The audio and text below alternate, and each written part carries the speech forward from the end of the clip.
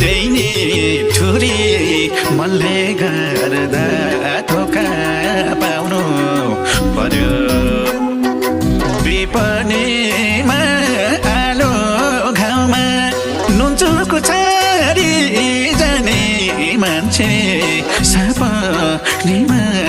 आँसु पोछ्न किन आउनु पर्यो विपनीमा आलो घाउमा नुनचुको छाडी जाने मान्छे सपनीमा आँसु पोछ्न